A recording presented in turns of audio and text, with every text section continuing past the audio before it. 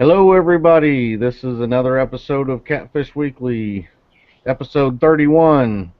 Tonight we got a couple of topics, one being sinkers and the other being deep water fishing. We got the Whisker Wear apparel giveaway that we're going to do a little bit later on.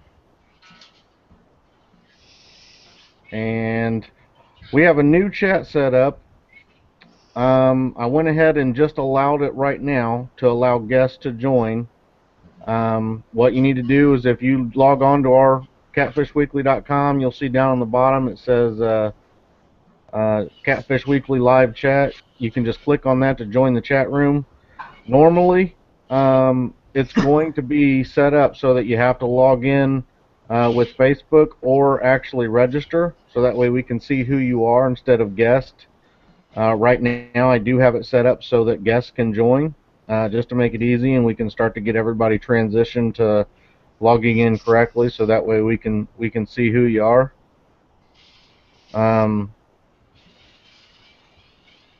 So right now, if you guys are trying to figure out how to log in or whatever, you're going to see if you click on the 7 online in the chat room, it brings up a whole box on the right hand side there. On the top, you'll see 2 chat rooms. One is just for general chat, and the other one will say for the live show. You'll want to click on that live show, and if you can, log in with Facebook or register and sign in, so that way we can see who you are. That's going to be the only way to log in. Probably either next week or the week after. We're probably going to give it a couple weeks for people to understand how to log in correctly on here. But definitely log in and get into chat so we can hear your questions, and you can chat with us during the show and everything. On to tonight's topics with sinkers.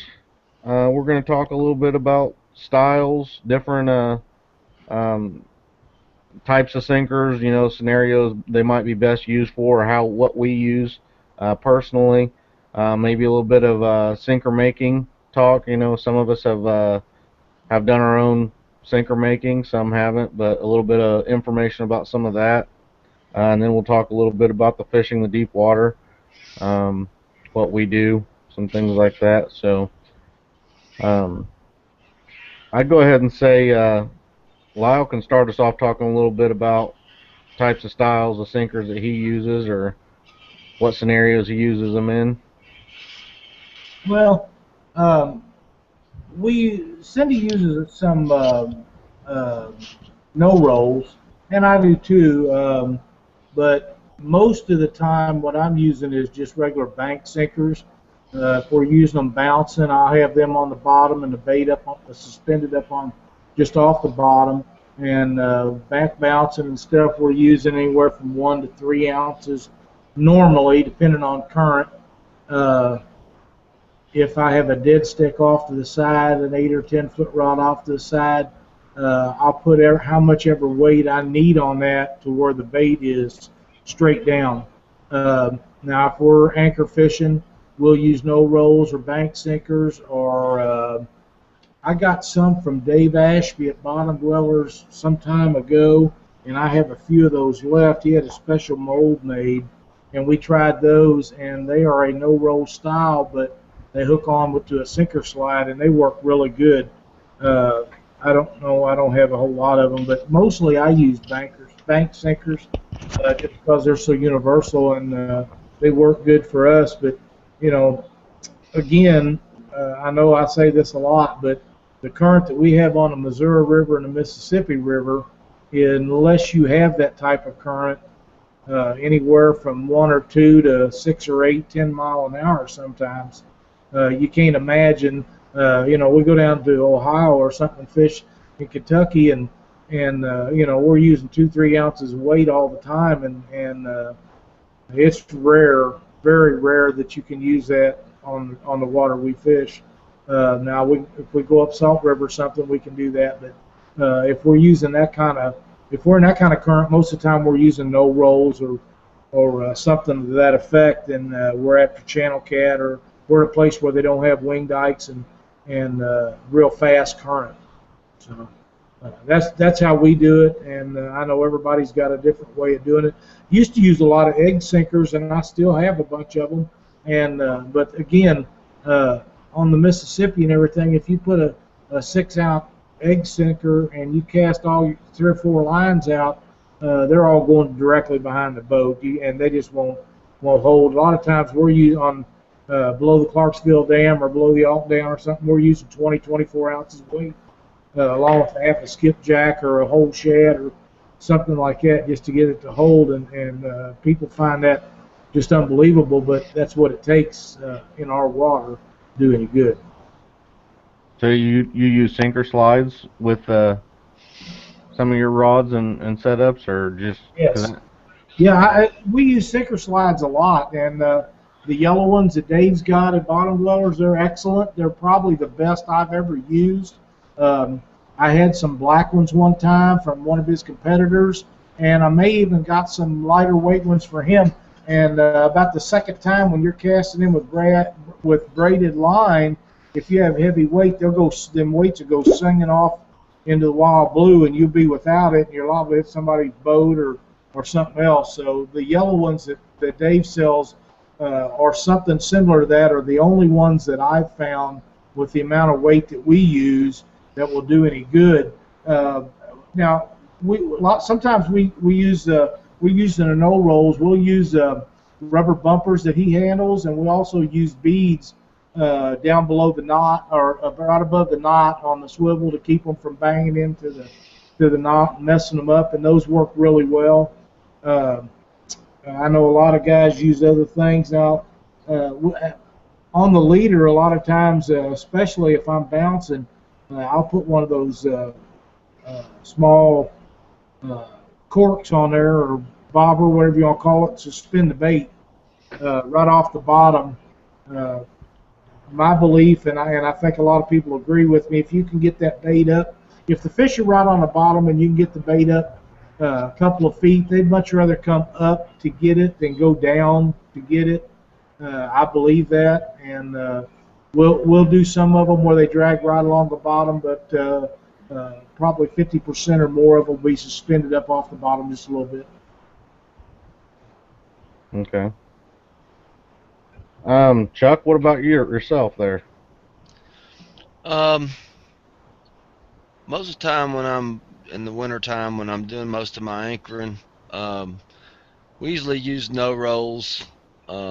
If I have to go above, 6 ounce or so, if the current's really bad, if they've got the trash gates open and stuff like that on the Tennessee River, we've even used railroad spikes to even try to keep it on bottom because that they're available. You can get buckets of them, and usually can get them cheaper than lead. And I've had them that they'll stick pretty good, and I'll make them to where if they do get hung, they'll break off, and I won't lose very much. But most of the time, if the current's that bad, I'll go ahead and just find me an eddy somewhere and just try to get out of it. And that's usually where the fish are anyway. They don't like being out in that real heavy current for long amounts of time. They'll run in and out. But uh, when I'm drifting, uh, I'll use a no roll steel and a like a Carolina type steel, and I'll use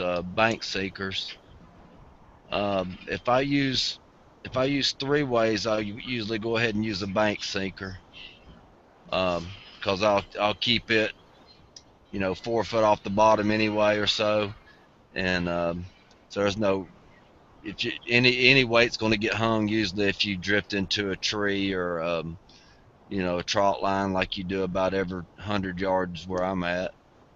But yeah, that's mostly what I buy is no rolls and bank seekers. I'll keep a couple of small bins full of regular egg sinkers in case I want to whip me up a slinky weight or something. If I'm gonna be doing some back bouncing and some back dragging, they seem not to hang up as bad, but they'll still hang up a pretty good bit.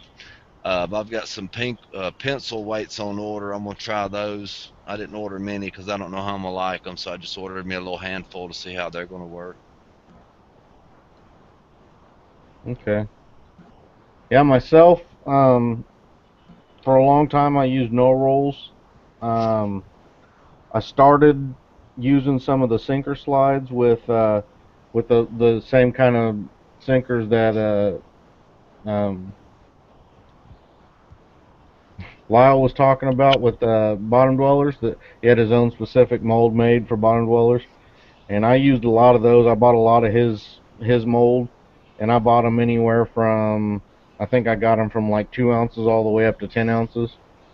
Um, Here lately, with the reason that people get sinker slides, I think, and the reason why I got them, to be quite honest, is the ease of changing out different weights for different scenarios.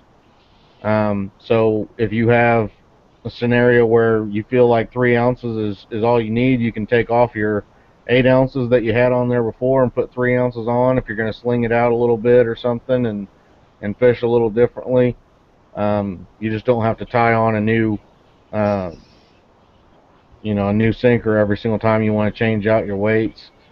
Um, Honestly, here lately, I've I've been having, I've been doing a lot of lake fishing, things where I'm casting out and stuff, and even flathead fishing a lot. And I'd say for flathead fishing specifically too, I would not use the sinker slide. It's just one more thing that's going to grab onto something, logs or whatnot. I would go back. I'm really leaning towards going back towards just using no rolls and just retying them when I need to. Um, because it really, you get to a point where I guess you start tying so many knots in your life where it only takes you 30 seconds to put a knot in and cut one off. It really doesn't take very long at all. Not only that, every time I put a new sinker on or I put a new set of hooks on or whatever, I normally trim up my line a little bit so that way if I had any nicks or something I might not have noticed, it's a good time to get them out of there and potentially save yourself from losing a fish. So it's another reason why I'm kind of leaning towards doing it as well. But normally before every tournament, I go through and I check all my lines and everything near my leader. Especially like Jason was asking in chat if he puts his no rules directly on braid, which your sinkers will wear on your braid.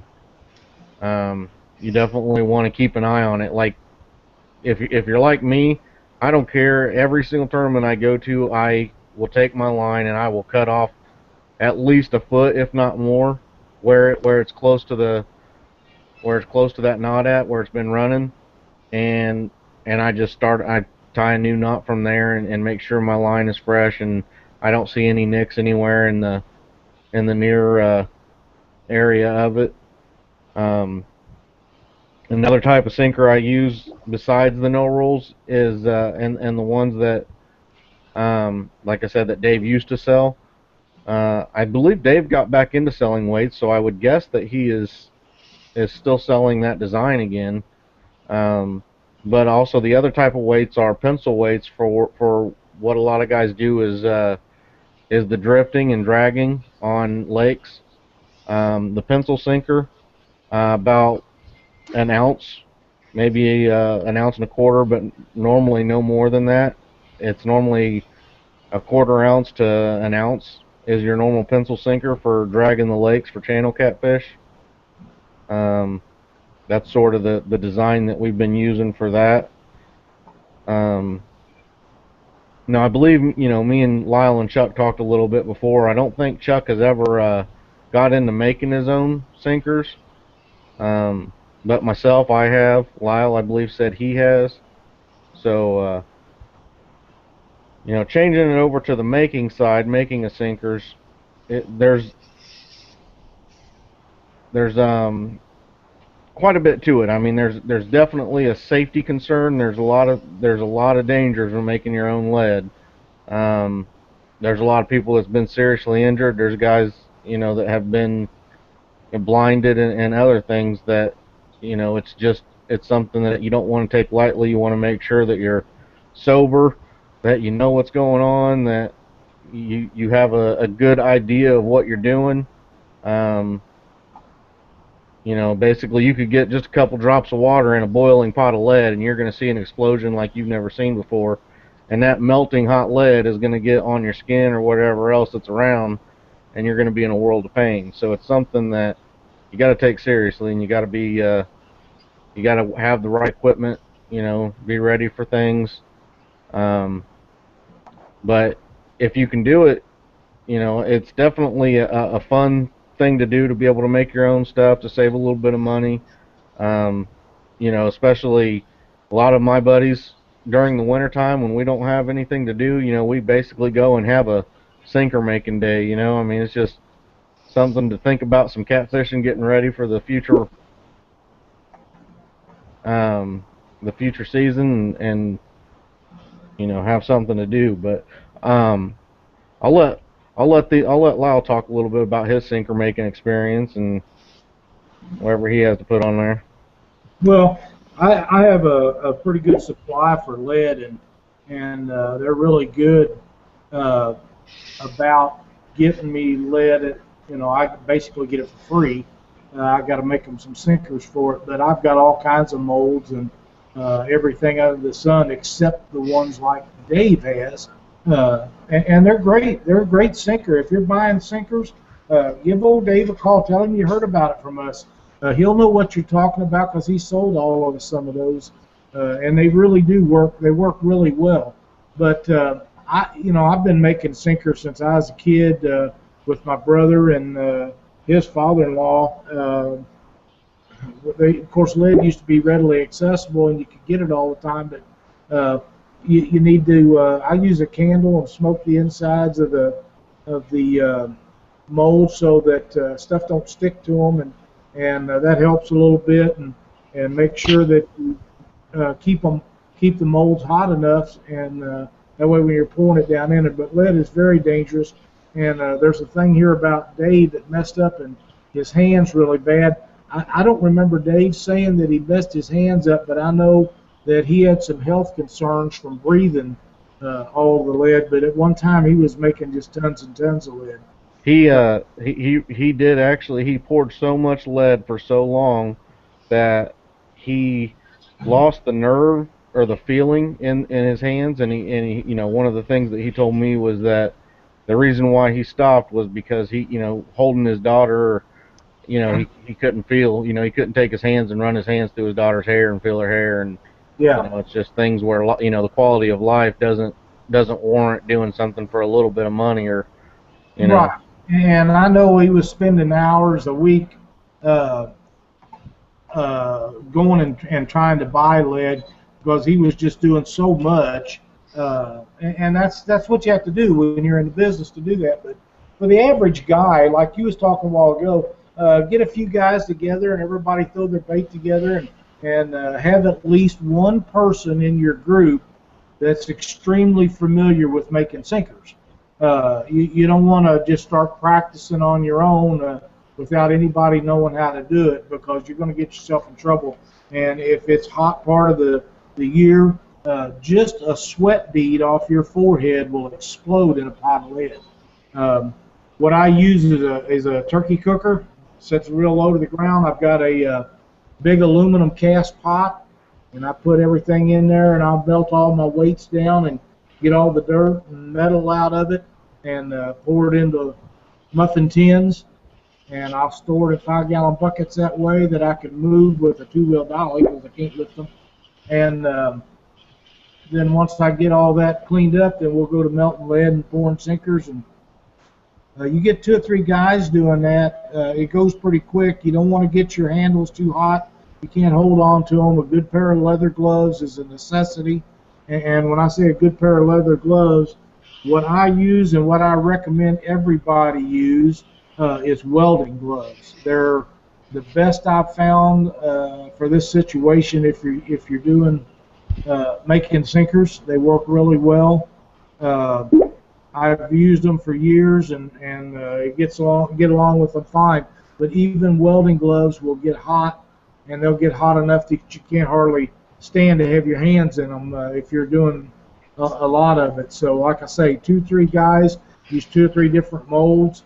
Uh, you got to keep it hot. You got to keep your lead melted to where it flows easy down those. But if your mold's not hot, then it won't go in there. It won't fill up the cavities. Uh, I can't think of anything else right offhand. Something's liable to come to me in a minute. But I can't think of anything else. The thing that you got to keep in mind is safety. Lead will hurt you in the worst kind of way, and if you're not paying good attention, and please, if you've never done it, don't just start trying it by yourself. Get somebody that is experienced to be there with you to make sure that nobody gets hurt.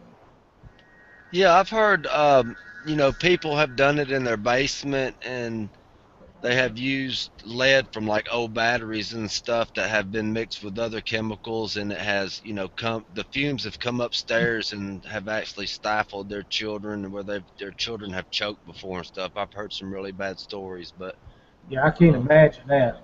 Yeah, yeah, you should never do the lead making. You should always be in a well ventilated area, if not outside. I've always done mine in my garage with the garage door open and a fan blowing.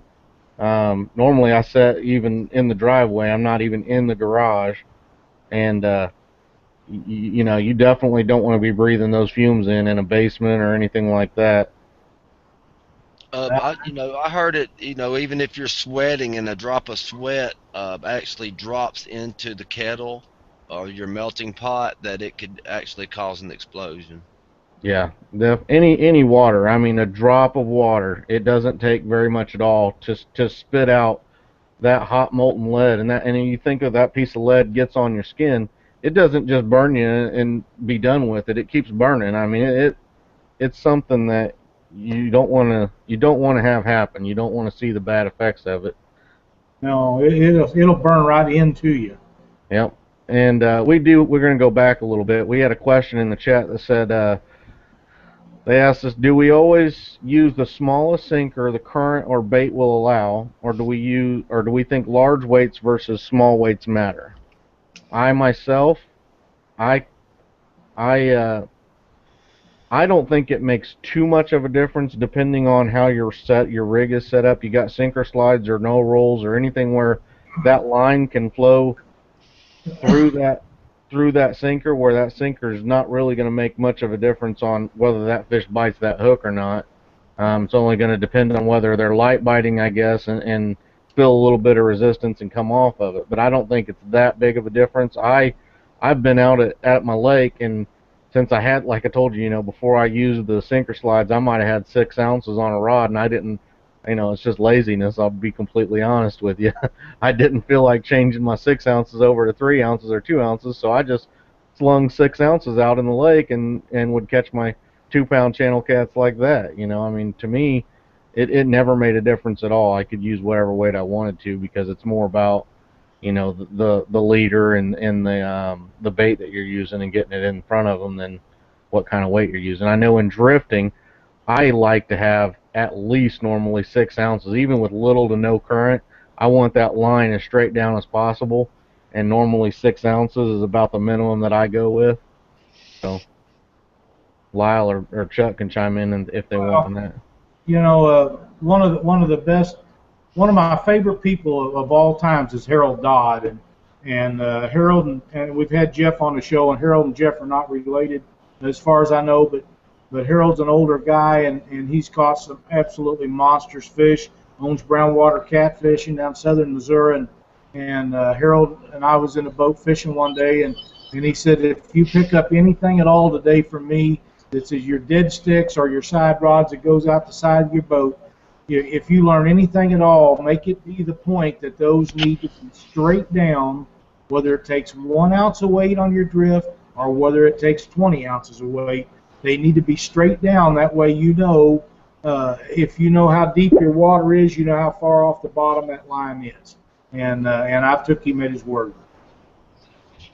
Yeah, on using minimum amount of weight, actually on reservoirs when the power company is moving the current for us, you don't have a river type flow, and in the wintertime when we find some very nice structure to pretty much do a precision type anchoring on, I'll do a lot of free lining. I won't use a weight at all, and I'll use some heavy parts of the skipjack, like the head, and it will actually stay back behind the boat.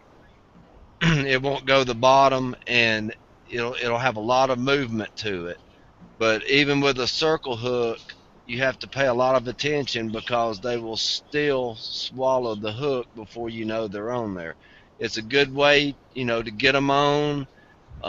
You know, they'll take it a lot quicker than they will with it being on the bottom. But you you taking more of a chance on getting a throat hook when you do it that way. But I've been very successful just freelining when I'm out in the reservoir with a slight current. So you're saying no weight at all, right? Just using basically your bait as your weight. Correct.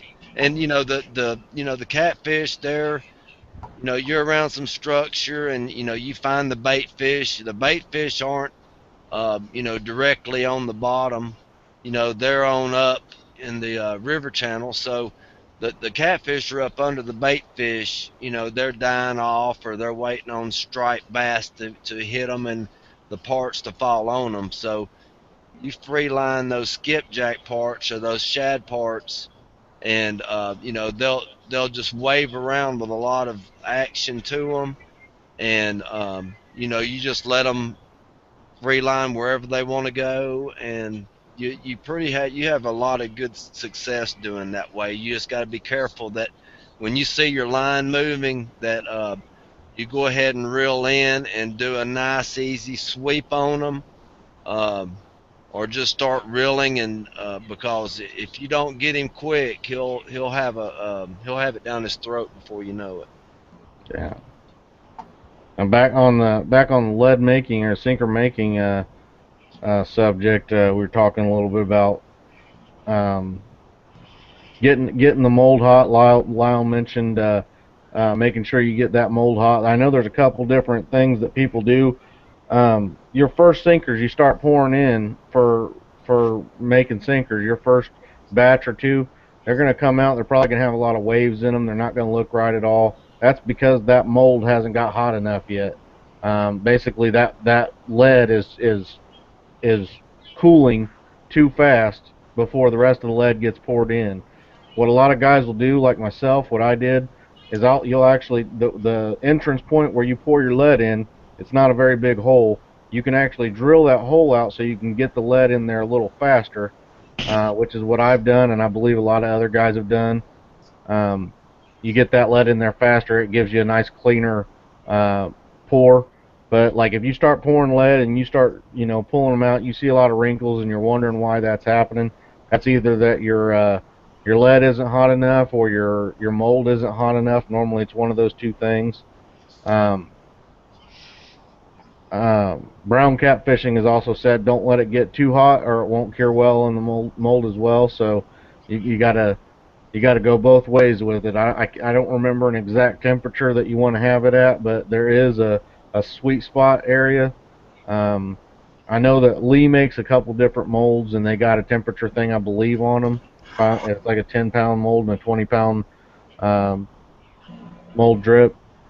Um, or production pot is what they're called. Lee production pot, I believe.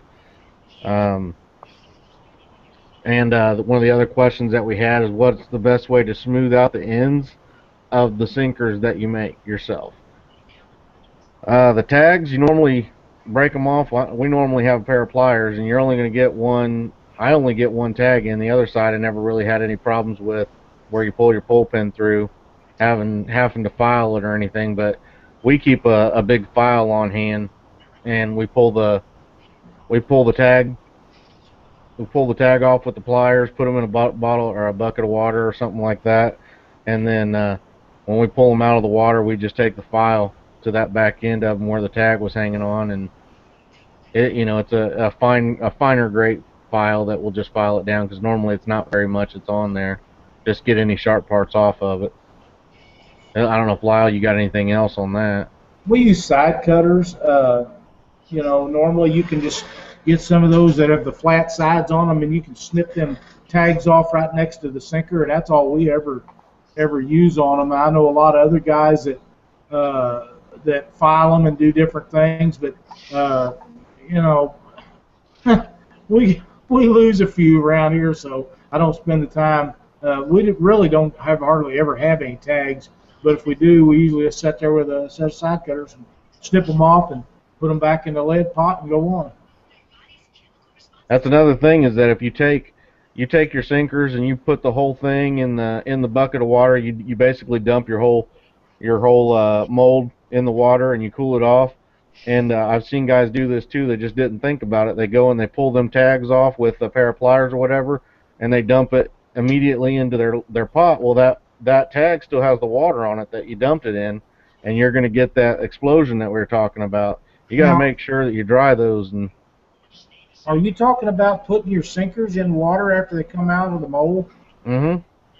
All I do is I dump them out right on the concrete floor.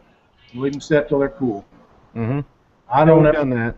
I don't ever put them in water. I'm not going to take that chance. I know what water does when it hits lead.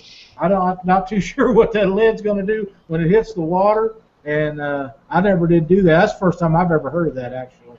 Now we do that quite a bit. It's just a faster cooling on the lead. You I know, usually not in that big a hurry.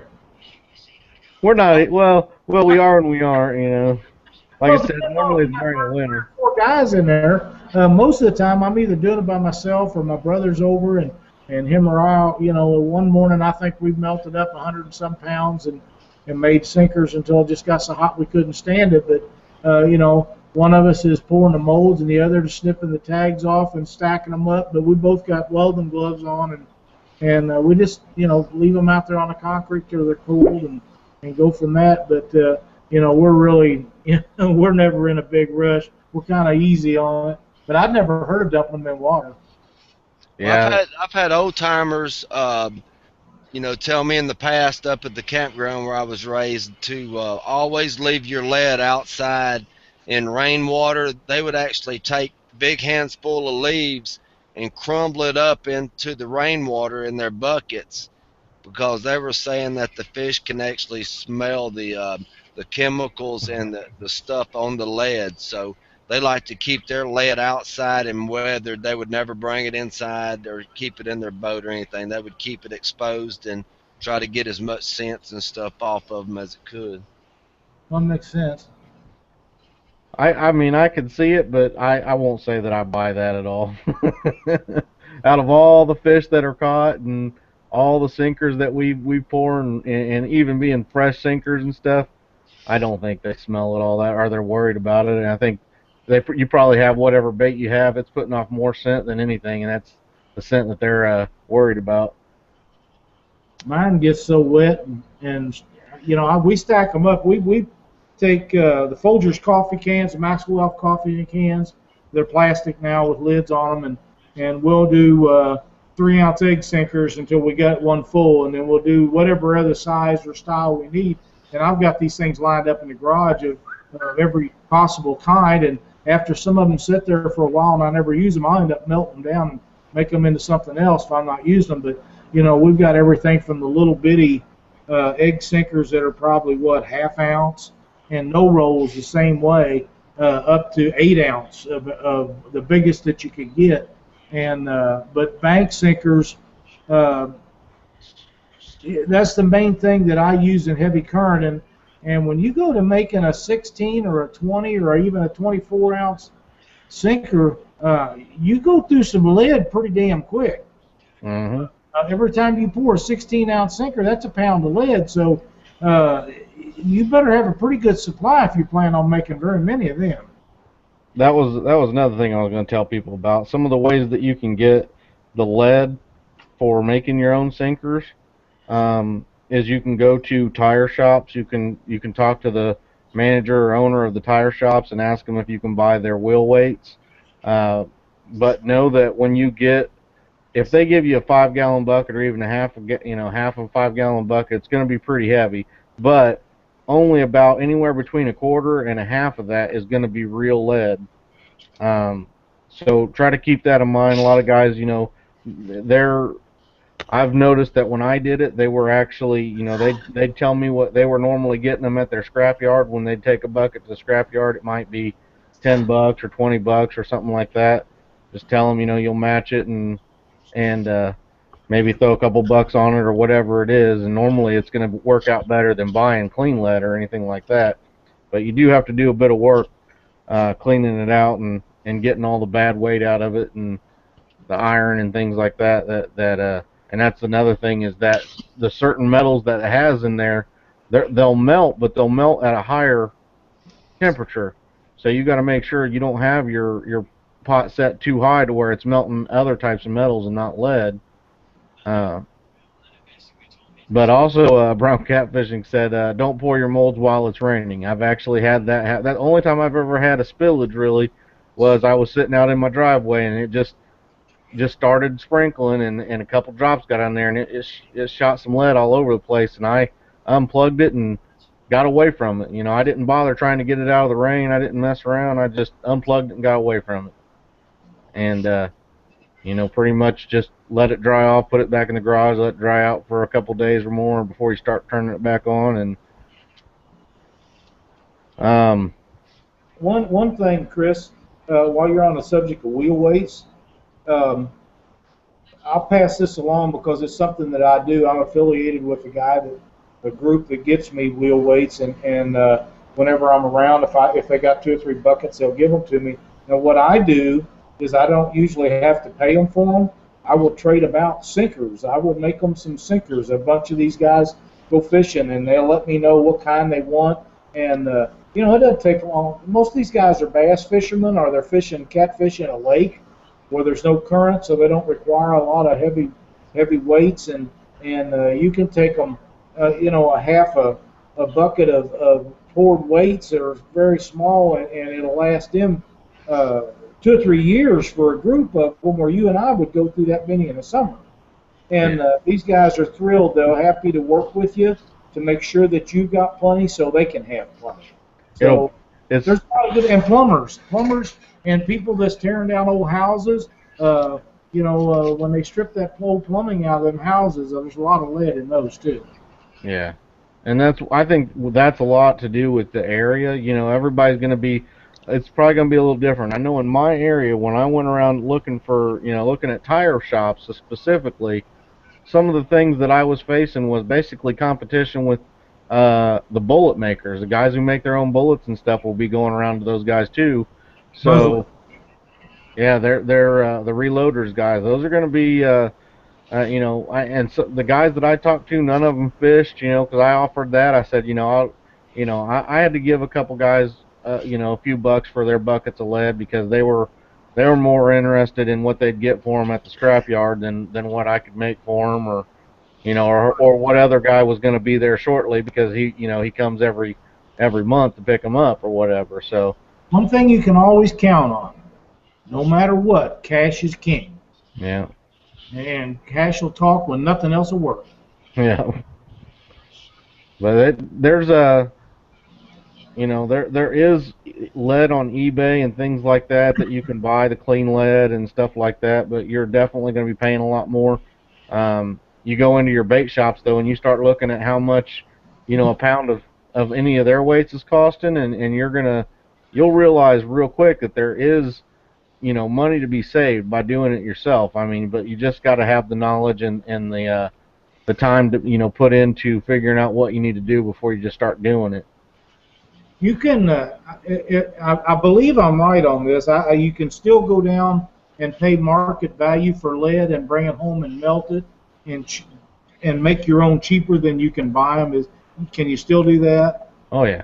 Yeah, I thought you could. I know some guys that do that, and I know Dave and I had, a year or so ago, we had talked about when he was driving massive amounts and picking up this lead from all over the place in hundreds of pounds at a time.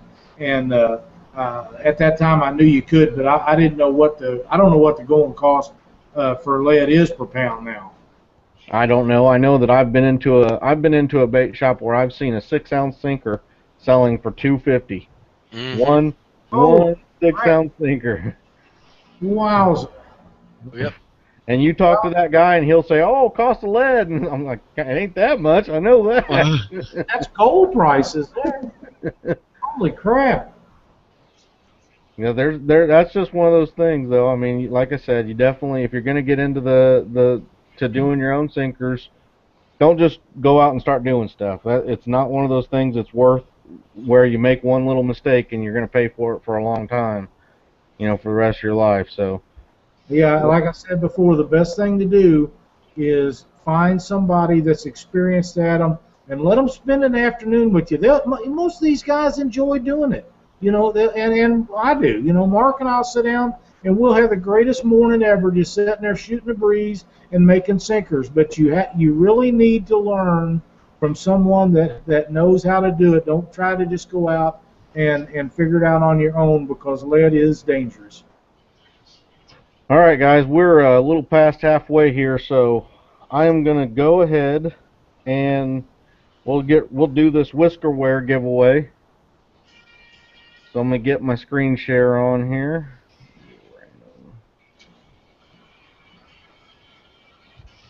Actually, let me get some things ready. But also, I want to mention that last week, Jason Huggins, I did not put him in the for the prize pack, and he did have his thing in time, so his entry in time. So this week, I gave him a bonus entry because I didn't have him in last week. I will take the bonus entry away after this week, though. But uh, the names that we got for this drawing, I'm gonna go ahead and change it over on the screen. Oh, no, wrong button. Too many buttons. All right, sharing my screen here. The names that we have on the list for the giveaway: Teresa and Dave, Robert Tallman, Melinda Jackson, Jason Malone, Jason Malone Superfan bonus entry, the Ronald Workman, John Harden, Scott Meyer, Seth McAllister, Jason Huggins, the Jason Huggins sorry entry, and Brown Catfishing. So are you saying he's just sorry? No, Oh. I'm sorry.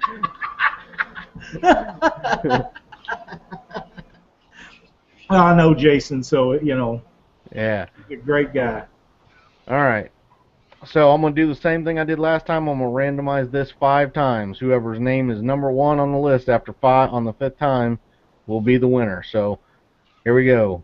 Number 1, number 2, number 3, number 4, and here we go. Number 5, Robert Tallman. Robert Tallman is the winner of this week's Whiskerware Apparel giveaway, which is going to be, I believe, a short sleeve or a long sleeve shirt, a decal, and a koozie. Them are great prizes. They'll really enjoy them, and Robert is on nearly every week, so he's a good guy to win it. Yep, definitely. Definitely a good winner there. Robert, I will get with you, and I will get you Whiskerware's information, so that way you can get with them and pick out what jersey and everything, or what shirt you want, and we'll get that all set up after the show. Also, I want to do for the angler spotlight for this week. I have 4 people. I just want to let everybody know that we actually do have a lot of people posting pictures on here, and I really appreciate it. And I'm gonna if it's up to me and if I can do it, I'm gonna get every one of you guys' names out here on the show. So for the next few weeks or whatever, I'm gonna do 3 or 4 people on each one. I'm just gonna tell you thanks for posting, and keep the posting on the Catfish Weekly site up. Keep posting pictures and everything. But this week we have Jesse Pigeon, Darren Fuller, Cody Lanter, and Brian Rotman. So thank you to you guys for posting on the Catfish Weekly site, posting the pictures. Keep posting them up. Like I said, we really appreciate it. We're glad you guys are watching the show and enjoying it. Yeah, Darren and Jesse are both past winners they received a scale last month, each one of them. Did they really? Oh yeah. All right, good deal. Get us a picture using the scales of one of them big fish. That's why I told them. They matter of fact, they both have younger sons, and they're between between 4 and 8 in that age range, and their son's going to be using the scales, and I told them to start posting some pics with some weights using the scale. So I haven't been able to look in the past couple of days to see if they posted any with the scales, but they're really excited about getting them. You know, I know we're talking about sinkers and stuff, but um, has anybody noticed all of the youngsters that have been posted pictures on Facebook and different places lately of all the kids with these great fish? Oh Uh, yeah. you know, Matt Bedfeld's daughter, yesterday, I believe it was, he posted a real nice picture of her with a nice flat head. And Milan Sights, Tim just posted a picture just a few minutes ago of Milan with a really nice fish. And there's been a lot of others throughout the country, not, you know, not in Missouri necessarily or Alabama or anywhere, but there's a lot of kids. I noticed over in your area, Chris, there's been several youngsters with some great fish being caught.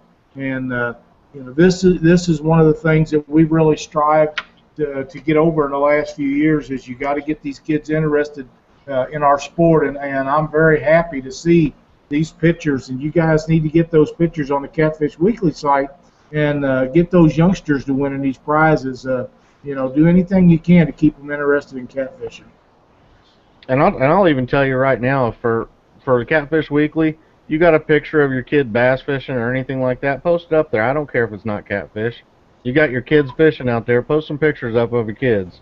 Absolutely. Yeah, it's hard for a kid, with their attention span to actually sit there and watch the tip of a rod and nothing going on. So, With you know, today's technology of the video games and stuff, it is really hard for kids to be out and be fishing and doing something that isn't, Pokemon or Yu-Gi-Oh or, whatever video game, Call of Duty, all the different games and stuff that they have, all the technology that's out there, getting kids outside and doing stuff is something we got to be doing. I'm Even if they got them little toys like that, or they're not, I guess they're not toys. Adults play with them. But if you got these handheld things, if the fishing's not up to speed, let them take it out in the boat with them. If they drop it in there, you'll buy them another one. You know, the thing is, keep them interested enough that they'll at least go with you. If they don't want to get in that boat and go fishing with you now, they're not going to want to later. So if that means taking out a video game or something, if you got to get a plug in to plug it into your cigarette lighter, so be it. If the fishing's slow, let them play that. But when the fish bite, make sure that they get to be the one that reel that baby in. Yeah. Back on some subjects that we got. We got deep water fishing. Let's talk about the deep water fishing a little bit. Um, some of the things with deep water fishing is going to be, especially, I guess I'm thinking in the drifting part of deep water fishing, keeping your line straight down can get a little difficult when you're drifting 40, 50 foot of water. A lot of things that will play into that, believe it or not, are your line diameter, the type of line you're using. Like monofilament will grab water more than braid most of the time, so it's going to drag behind a little further. Um, you're going to need to use more weight, most likely, to help keep it straight down. Brown Catfishing says that, back on the kids real quick, he said that fill your live well up and let them go swimming. Us catfishermen got big live wells, so they actually could probably do that. Good in mind. oh yeah, But yeah, the weight and everything for helping keeping your lines down, the type of line you're using. You could be drifting 20 foot of water, and then all of a sudden you hit 50 foot of water doing the same speed and everything like that, and your lines start pulling back behind you some more, and that's just because of the different things that you have for gear. Your line and how much weight you're using before just might not be enough in that deep water. Plus, I'm not positive that in deeper water like that, there's a different current that might be further below than where the 20 foot of water is. Well, it goes down that thing. You know, one of the things that I do, and you can take this with a grain of salt, just because I say it doesn't mean it's the right way to do it, but a lot of times if we're fishing an area that has very deep drop-offs, say you're going from 20 or 25 feet to 40 or 60, and then you go a little ways and you're back up to 20 and then back to 40 or whatever, we'll get down to one rod. Won't be a side rod. It'll be a back bouncing rod. We'll drift through them, hand rodding, and once we're past that area, then we'll go back to putting the dead stick out because you can't hand rod and sit there and let out line on a dead stick. I mean, it's just too much stuff to do when you're fishing. So get down to one rod. It'll make it easier for you. You can also keep a couple out and leave them out at 17 foot, 15 foot. When you come over those the edge of those ledges, off of those 20-foot ledges down into 35 foot, they're waiting on it also. So, Absolutely. so you don't have to be on the bottom. They feed from the bottom to the top. So you know, always have one in there. And when you're drifting deeper water, I always use the exact same weight on every rod. If you don't, you have more of a chance on one line getting back into the other one. So make sure every rod has the exact same weight. Um, because if it looks like it's barely slanting when it's going in the water, when you get down to that, a lot of times I drift 65, 70 foot when I'm up on the Tennessee River, and that little bit of a slant, believe it or not, that rod, if it's going toward a back rod, your baits are very close together. If not, if it hadn't passed it. So if you use the same size weight all the way around the boat, they'll all be leaning the same, or they'll all be straight down the same, and you don't have to worry about them getting wrapped up until you get the big one on. Another thing to think about, like along with that, but when you're anchored up fishing, let's say you're using your fish finder, you mark fish. Um, you might be used to maybe fishing 20, 30 foot of water and where you cast your line at and where your line's going to go. Well, once you get into that 50, 60 foot of water, 70 foot of water or more like that, you also have to remember when you cast that pole, your line's going to pull back towards you. I mean, you might think that you're casting, way far out there, but in all reality, you might be literally 10 foot behind your boat, if that, once it hits the bottom. So you need to make sure that if you're targeting fish and you're doing a targeted anchor lock for where you're casting your line, deep water, you need to make sure that you're sitting a little closer to where you think you might need to be, so that way you can get that bait in front of where them fish were sitting at, if that makes sense.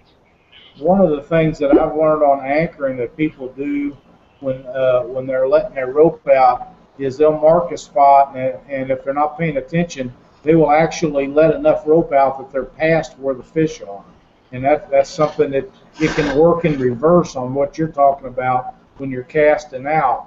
A deep hole, you're right. The bait and your sinker will go down below, and you're not nearly as far out in the water as you think they are. We got a couple other questions. Uh, what temperature do you guys see the thermocline up here usually? And for me, that depends on how hot the temperature is, how cold the water is coming down from the north. A lot of different variables. Right now, I haven't even noticed the thermocline. Well, thermocline, most of the time you're only going to see in your lakes or rivers that don't have a lot of flow, right? Exactly. Okay. Yeah. Ohio So River ought to have one. what's There's that? the Ohio River at different times. I'm sure has a thermocline because if there's a lot of times that it doesn't have hardly any current in it. I've never seen a thermocline on the Ohio River. I'd be surprised. I just really would. I I've know. never been over there when there was over a half-mile of current. I know you guys feel like that thing ain't moving at all, but for us, it's moving. No, I've never seen a thermocline on the Ohio River. There might have been guys that fish it a whole lot that'll tell you they've seen it, but I would say any water that moves shouldn't have a thermocline. yeah. Um, Thermocline in my lakes, around northern Indiana and central Indiana and stuff like that, I think it does play into consideration. Your rains, things like that's going to move your thermocline up and down. But we just got done fishing a tournament this weekend where there was definitely a thermocline. Pre-fished last week, we seen the thermocline. I would guess anywhere between 80 and 85 degrees, you'll probably start seeing water temp. You'll probably start seeing a thermocline. Most of the time, I believe it's in that 13 to 17 foot range is where you're going to start seeing it at. On your fish finders, some fish finders you're going to need to turn your sensitivity up, and it's just going to look like a bunch of junk. I mean, you're not going to really. You'll definitely see a whole wide area of what looks like debris or something in the water. But if you turn your sensitivity up hard enough, you'll actually see a real hard line in the middle of that junk. And you might get if you turn it up high enough, you might get that harder return off of it. But I've seen, when we were when we were out on Hardy Lake, in this southern Indiana, we seen, I could clearly see the hard line of the thermocline, and there's an area above the thermocline and below the thermocline that the fish will go.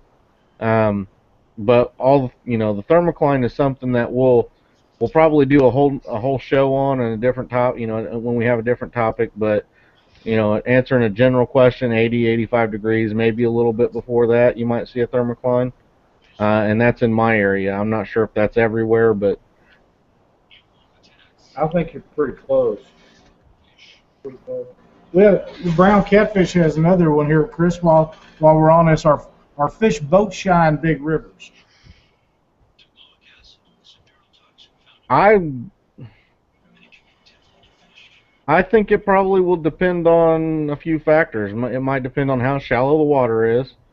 Might depend on what kind of noise your motor's putting off, things like that. I mean, if you go flying across an area, a lot of times what I've always been told is that even if they're boat shy, say you got like four fish sitting in a small group on the bottom of the river, you come flying by, or you even drop an anchor on them or whatever it is. Them fish basically shoot out in an outward direction, and they just work their way back into that area. I mean, that's all they do. Is their first instinct is a shootout motion. Get away from that immediate spot. Sit there, look around for a second, go back, check out what it was, or I don't think that they're big river shy in any more than any other fish would be if you startle them. But I think most time they're just going to come back to that spot anyway. I agree, but I also think that they're very aware that that boat's up there, especially on a sunny day. Uh, and the Water reason clarity. I'm sorry. With the water clarity. Well, but shadows I think affect them because when we're bouncing, our dead sticks, when we're drifting, our dead sticks will be right out the side of the boat. They're going to be heading straight down. But your hand rods, a lot of times, they're anywhere from 10 or 15 feet behind a boat to 150, 160 feet behind a boat. And I know people are going to say, oh, you can't feel the bottom that far back. Well, yes, you can. The drift rods that we're using, 2 ounces of weight, 160, 170 feet behind the boat. You can feel the bottom. You can tell if it's sand or if it's mud or if it's rock or if you hit something. And Rustivore and Jason Mathena and these guys will all tell you can feel the bottom at that distance. And if you're not that far away from the boat, a lot of days you won't get a bite. They won't bite up underneath the boat, but they'll bite as it comes by after that boat's passed.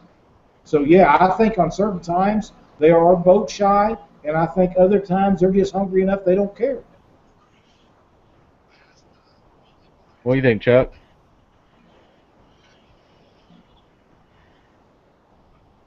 Hello. Chuck? Yes. So Y'all what were do you think about that? But I don't really think they're so used to boats, and I just think that the noise is the biggest disruption on a fish. If you drop a really large sinker in your boat, especially an aluminum boat or something like that, I think that right there runs your fishing more than just drifting over an area. They're used to boats coming over all the time. I don't really think that hurts them. But making a lot of noise, and I think using a lot of light at night, and they're not used to all that light at night. And if you're using a lot of light in your boat at night, I think that has really hurt me in the past too. So I've really cut down on my light discipline and my noise discipline. I've actually pulled the anchor and moved to a different spot after I've actually dropped, something really loud in my boat, because I just felt, got that gut feeling, hey, the big one's gone. I might catch a little one. I'm gonna move and try for him on around the corner. Does it make a difference to you how deep of the water you're in? Really, I never, if I'm gonna fish shallow water, I'm usually on over in the deeper water, casting over into the shallow anyway. When I fan my rods, I like covering different depths anyway. Um, if it's really really clear water, um, on a bright sunny day, if you're drifting, you're probably moving, half mile an hour. I don't think they're going to notice you, looking straight up, whatever. Um, I don't think it's going to hurt anything. 30 foot of water. Yeah, if you're in, 5 or 10 foot of water, very clear, I think it'll really hurt your chances fishing straight down. But I never get that shallow when I fish. What do you consider shallow water? Everybody has a different opinion of what shallow water is. What's shallow water to you, Chuck? Um, you know, I guess anything under 15 foot to me. 15. I've fished 4 before, but I've actually probably been sitting in 20 when I was fishing the 4 foot. I've Yeah, never been. I'd consider 5 foot or less shallow water. No, I fish. Mostly when I'm fishing the skinny water. It don't get any deeper than probably 30 foot. Um, my dead sticks, I'll keep out at probably the minimum of 17 foot. Something like that. I usually don't try to get any shallower than that. So you're catching them. If you're fishing, you're trying to catch them coming from the deep up end. Yes. Or right, or just staying right on the very very bottom edge of the channel edge, and maybe zigzagging in and out, never going, you know no further than 5 foot up the channel edge. I just stay in that bottom, their major highway right there at the bottom, where they use that structure to find their way and all that. I just stay in that area.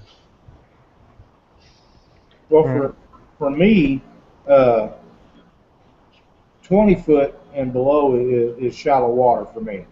And we fish a lot of 20, 25 foot of water.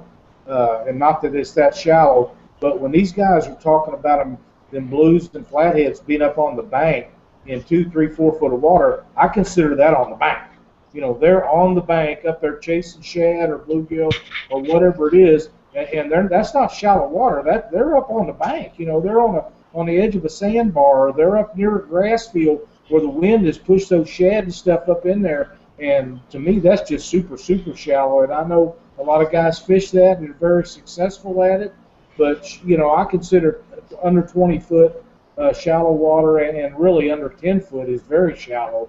But when they're up there catching them babies up in 2, 3, 4 foot of water, and like I say, I know a lot of guys that win tournaments fishing up in there. I have a real hard time of making myself do it. But when that wind's right and them bait fish are up in there, if them fish are feeding, they're going to be up in there after them. All right. Well, we're going on a little over an hour now, so we're probably going to go ahead and get a couple things out of the way, and we'll do our closing statements here. Want to say that we partnered up with Catfish Magazine. If you look on catfishweekly.com on the top right hand side, Catfish Magazine is a new magazine that's out. It's a free digital magazine. It's not a actual in like retail locations or anything like that, but it's a free. I believe it's a bi-monthly magazine. It'll come out every 2 months. Catfish Weekly has a nice 3 full-page article in the back of the this month's episode. I believe it's the August episode. But there's a lot of good information in there. It's a good magazine. It's free. So if you want to get a free magazine and check it out, definitely at least go check out the Catfish Weekly episode or the issue and look at that, check that out, tell us what you think of that and everything. Um, but besides that, we want to thank Doug Smith, who's the CEO of that, and we appreciate him partnering with us and getting us in there. And I think every issue of that magazine, you're going to see a Catfish Weekly advertisement from now on. But this month's issue has the full 3-page article talking a little bit about Catfish Weekly, what it is, how it got started, what we're doing, everything like that, about each one of us as hosts and everything. So check that out. Also want to mention that I'm doing a fantasy football league. Fantasy football, $10. That's all it is, $10. I think there's 8 or 9 spots left open out of 10 or 12, depending on how many people we get. But we're just trying to get some people in that like fantasy football, want to play and have fun. $10 at the end of it. Whoever gets first place will get 70% of the money. Second place will get 30%. But if you're interested in doing in the fantasy football, get a hold of me on Facebook or give me an email on the top of the banner there, the FUD@catfishweekly.com. I believe that's all I have until I get to my closing statements. So I'll go ahead and let Chuck start us off what he's got. Okay, Alabama Catfish Trail. We're going to have our next tournament September 6th on Wheeler Lake. We're going to be launching out of Ingalls Harbor. It's going to be from 7 a.m. to 4 p.m. If you need any more information on that, just go to the Alabama Catfish Trail Facebook page. The rules, the entry fee, all that information is on there. All right, that all you got? That's all I got. All right, Lyle. Well, I'd like to thank Doug also for being a part of this. Anybody that hasn't at least taken a look at that magazine needs to take a look at it. It's very professionally done. They have some of the top outdoor writers in the world, Keith Sutton and Chuck Luck. There's just several guys that have wrote some outstanding articles on that, and it's worth taking a look at. It doesn't cost you anything. If you don't like it, you don't have to go back. But as far as a thing for catfishing, it's every other month. You can't beat that. There's nothing that compares to it. So take a minute and just go in there and take a look at it, and I'm sure you'll be impressed with the quality of this online magazine. The other thing I wanted to mention was Whiskerware Apparel. Got to thank them guys for coming on and helping us out with these giveaways. These are outstanding products, and they do a really nice job with these shirts and stuff. And you guys need to make sure you thank them for donating these prizes for us, because it means a lot, and they are good folks to deal with. Trust me. Keokuk, Iowa, July 12th, this Saturday. Twisted Cat Outdoors will be there. This ought to be a great tournament. I posted some pictures earlier this week, or yesterday, I believe, of some of the blues that they're catching in flatheads. They're catching it up at Keokuk in the last week or so. 20s, 30s, 40s, a few over 50. This ought to be an outstanding turnout. So if you get a chance, the tournament starts at 7, ends at 3. Keokuk, Iowa, Southside Boat Club. September 20th will be Quincy, Illinois. It'll be also at the Southside Boat Club in Quincy. The same deal, 7 to 3, $100 entry. Come down and see us. It's always a great time at Quincy. Them's the most fun people you can be around. It's just a lot of fun. The other thing is, I mentioned all them kids' pictures. You guys need to keep this in mind, and I know we've been kind of harping on this today, but them kids, there's nothing better than sharing your picture of your child or your niece or nephew or somebody online. There's not a person that catfishes that don't enjoy seeing those pictures. So keep them coming, and put them on the Catfish Weekly page so we can share them with everybody too. That's all I got, Chris. All right, good stuff, Lyle. Basically, the tournaments that we have coming up in Indiana on the Ohio River, basically the bigger tournaments in September is Rising Sun. That's going to be September 6th and 7th. That's $50 per person. It's a 2-day tournament. Um, that is in Rising Sun, Indiana. First place, they've added $10,000, or not added. I think first place is $10,000, and that's guaranteed. There's no fine print. There's no, we're going to give you something else and tell you that this is what you're going to get when you get here. Change it up on you. Anything like that. It's 10 grand for first place. Male and female team. The best male and female team weight gets $1,000 on top of if they get a good place. They get money for. I think they pay out up to 25 places or so, maybe more. It's normally a very large tournament. It's normally 120 plus boats every year. So definitely get your money order in. Look it up. It's OhioValleyRiverCats.com or .org. I can't remember for sure, but it's one of those two. And you'll find all the information you need to print out your application or entry form, and you can send that in and get your place in line. I believe there's 70 or so registered boats right now. Also, in September 27th is the Ironman. Chad Wall runs that. That's a $125 entry fee. The Ironman is run in 2 different segments. It's basically, I think, like it's 6 a.m. to 3 p.m. and then 5 p.m. to 12 a.m. It's a tough tournament. It's a lot of fishing, but it's a great time. I enjoy it. I've been doing it for the past 2 years. So you'll definitely see me. You'll see me at Rising Sun. You'll see me at the Ironman. You'll see me at Monsters on the Ohio. But Rising Sun and Ironman are the ones coming up in September. So also with the Ironman, you can pre-register to get your place in your boat launch order. I believe he has 10 or 11 boats signed up right now. He had 40 boats last year. Hopefully we'll get that to be over 40 this year and keep growing his tournament. He has some great trophies and some Big Fish Award is a replica blue or a replica channel. I can't remember, but it's an awesome prize. I haven't seen any other prizes as far as the trophies and the Big Fish Awards and stuff like that in any of the other tournaments. They're really unique. They're really nice. They're fancy. So you can contact Chad Wall or look up Ironman Tournament on Facebook, either one, and get a hold of him and get your entry fee sent in to him for that. Also, advertising for the site. As you can see, we still have spots on the site. $50 for 6 months, $30 for 3 months. You can contact me, Fudd at catfishweekly.com, and get that set up. If you don't have an image or whatever to put there, we can help you get one made up. I do want to thank Indiana Hunter for their spot. He also sent me a T-shirt. If you haven't seen that I'm wearing it today. It's got the Indiana Hunter logo on the front and the back. They have these for sale on his website. Awesome.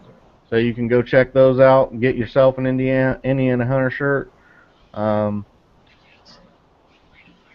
believe the thing that I tell you guys every single night is that, even though each one of us individually are sponsored, the show itself is not ran by any certain corporation or sponsor. It's not dictated by anybody. It's just us talking catfish and having a good time and spreading the word and really getting the word of conservation and getting kids involved in lots of things. Just the good parts of catfish and no politics.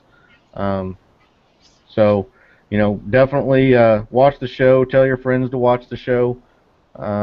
We definitely want as many viewers as we can to enjoy what we're doing and be a part of it. Get in the chat, talk with us during the show, ask us questions. We do have some guests coming up. I can let you know that I talked with Casey Tudorow and John Lemaster, which are some really good top Indiana fishing guys. They're going to they said they'll definitely be on the show. I have a representative from Johnson Outdoors, which is Minn Kota, Lake Master, Humminbird. So if you have questions about different products or something like that, post them up on the Catfish Weekly site and ask, so that way I can give him some advanced time to research questions that we might have for him, and that way we can get them answered on the show. Um, so, and I know Lyle has his buddy that he talked about last week from the Missouri DNR or Conservation Office there that he's going to have on sometime shortly. So we're definitely going to get these guys set in stone on a date, and we'll let you guys know when these guests are going to be on. But if you have questions for any of them, just post them up on the site, and we'll make sure these guys can get these questions answered for you. Well, it does. It takes a little bit to get everybody set up, and we're trying to get everybody set up to where they can be on the show with us and not on a phone call. We've done that in the past, but this just actually works better. One other thing, as far as the guests, Brad Kilpatrick, Kansas City Catfish had a huge tournament last weekend or weekend before, and Danny I've talked to Danny and about being on the show, and we're going to try to pick out a date. And there was 125 boats in that tournament, I believe. He ended up the winner, him and his partner, and we're going to try to get him on there and go over tough fishing. They had some really tough conditions, and to come in and to win that, and I'm not sure, it was over $6,000. That's a pretty good payout on the tournament.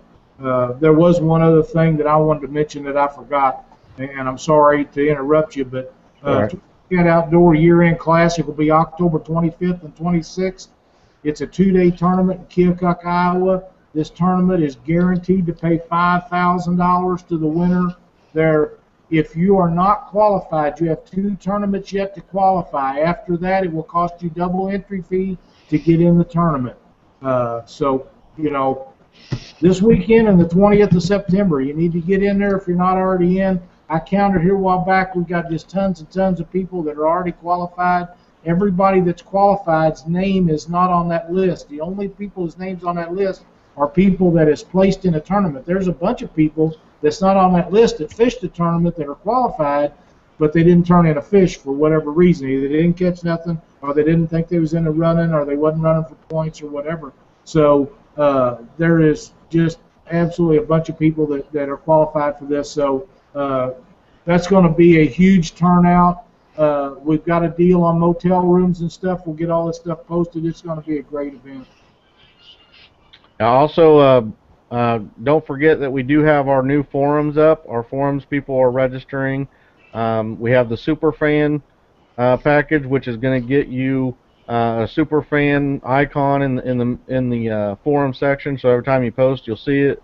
Also, the biggest deal that you're going to get is basically for after you sign up for a year, you'll be double your chances on any giveaway that we do on Catfish Weekly.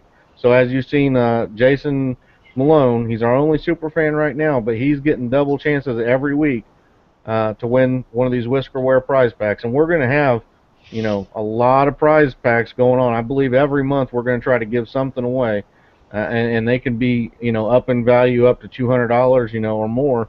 So, get in there, get your super fan package. It's just helping us pay for the hosting fees, for the chat boxes, things like that cost us money. So jump in there, do that, or just log on, register on the forums, and just start posting in there. If you got tournaments you want to talk about, post them up in the tournament section. There's lots of little forums in there that you can post stuff in. So just be a part of the group there and do that for us. Hey, Chris. Yep. While we're on the subject of the forum and stuff, I know we have a lot of YouTube listeners and viewers that view the show afterwards. There's a like and dislike button. Hit that. Let us know if you like it, if you don't like it. Leave a comment. If we're doing something wrong, we can't make the show better if you tell us. If we're doing something right, that's the greatest reward that we get out of this, is somebody saying that you've done something right, because we don't make any money off of it. We do this because we enjoy doing it. So leave us a comment, hit the like, dislike button, help us make this a better deal for everybody. Yeah, it also reminded me that, we had all these Catfish Weekly videos on Paul Ragsdale's account. We since then have moved them all to a different account. It's my account, but it's under Catfish Weekly. So in order for you to be notified when we post new episodes and things, you're going to need to resubscribe. If you see that subscribe button on there, If it says subscribe, just hit that button on YouTube. Go to the video. If you can see on here, it says you can go directly to YouTube to watch it. But hit subscribe on there. Subscribe to the videos, Catfish Weekly videos, and then you'll get updated every time we post a new episode. So definitely do that. You know, like Lyle said, hit the thumbs up, thumbs down, leave a comment, let us know how we're doing, what you want to see, what you liked or didn't like about a show, anything like that. But all I got to say to you guys now is stay out of my spot.